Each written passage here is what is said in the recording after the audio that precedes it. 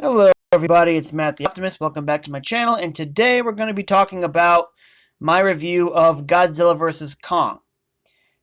My take is that it was interesting. I had fun seeing the monster fights. I watched on HBO Max. I thought it was going to be a long movie. Turns out it's going to be like an hour and 53-minute movie. But, it's fine. I mean, some of the human cast probably could have been written better. Um, I wish they could have. I wish that the guy from Godzilla King of the Monsters had more screen time in this movie. You know, the guy who played the coach from that football series I was watching on Hulu. He was also in the King Kong movie back then. I didn't realize. Yeah, I wish. It's more like a Kong movie than a Godzilla movie. Godzilla versus Kong movie. Godzilla and Kong movie. I mean, some of the monster scenes that Godzilla was doing was great. I mean, the way he was firing his, it was like glowing blue.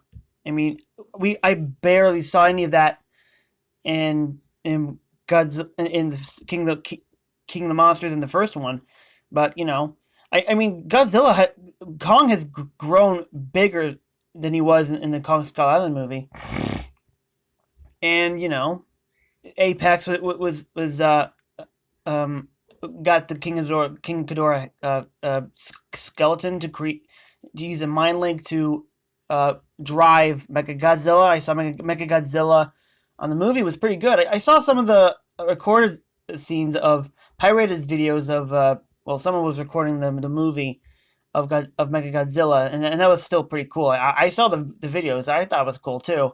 And I was like, my stepdad was watching it with me, and he thought it was good too.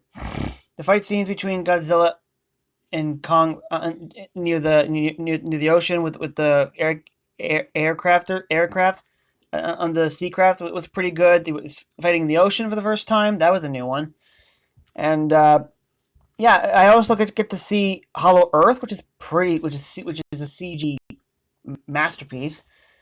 He fought the war bats, which is pretty cool, and he got this axe with the Kong scale thing on it, like an axe, and somehow King was able to use his atomic breath to cut all the way to Hong Kong to Hollow Earth. I don't know how he knew that he was there.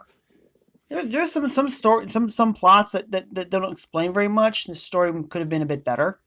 I wish that they explained more why they did what led to this, what led to that, why was this there, why is that there, and yeah, and the three guy and the kids.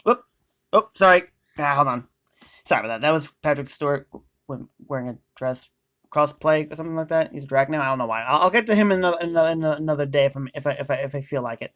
I'm focused on Godzilla versus Kong. Sorry. Yeah, the three characters along with the guy's daughter and the conspiracy theorist guy who knew what Apex was doing, and he had this guy with him that I don't even know why this big haired guy was with her, but she was a little bit rude to the guy a little bit early in the film.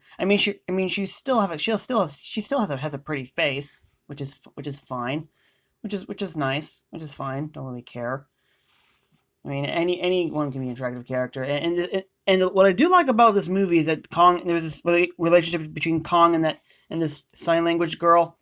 They're able to communicate, and the woman and the other woman who has been studying him for years didn't know what he was feeling until the girl was communicating. Kong was kind of sad that he missed his home, and Hollow Earth was his home because his ancestors fought Godzilla's kind years ago for some ancient rivalry that was mentioned, but it wasn't really shown why. It could have explained in better detail, except in the comics. But I wish they would explain it better in the movie than the comics. But either way, it's fine either way.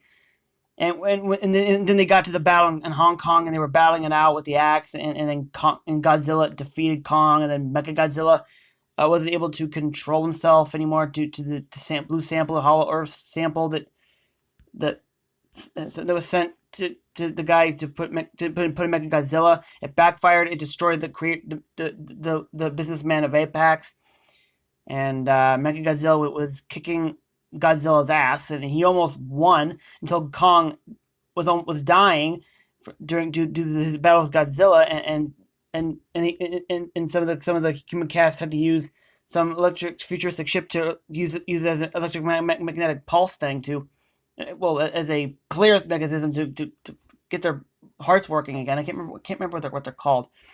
Kong was able to come back, and he was able to fix his arm, and then he was able to help Godzilla, and they both took him down, and then Godzilla charged his axe for Kong to take out Mechagodzilla, and then that was it. And then Kong threw the axe down, and then Godzilla left, swam back in the sea, and then Kong went back to Hong Kong, back to Hollow Earth, and yeah, that was a pretty fun movie, but it had some plot hole issues, but it had some lack of human development issues. I mean, some of the human cast could have been written better, but either Mechagodzilla looks pretty cool, but when I did watch a couple of YouTuber critics out there in YouTube, Doomcock didn't like the Mechagodzilla design, and the Critical Drinker didn't like the movie at all. I don't think he's a monster movie fan. I can understand that, but Doomcock said that they Michael Bay-fied Mechagodzilla, but I don't have a problem with Mechagodzilla looking like that. I mean, he looked a little cubical, but hey, it is what it is. He had a lot. He used almost everything in his arsenal to take down Godzilla, and then it backfired on him. you know, that's just it. The movie was pretty good. It was all right. It was a good or all right. I mean, I think it's just interesting. It's just a regular monster fun battling it out, and they haven't had a fight like that since in the 1960s during the Showa era, but they finally able to bring it back in the MonsterVerse, which is pretty awesome. So that's my take on it. If you like if you like it, give it a like. If you don't like it, give it a dislike. I can't please everybody. If you try to please everybody, you please no one. Share this video with everybody you know.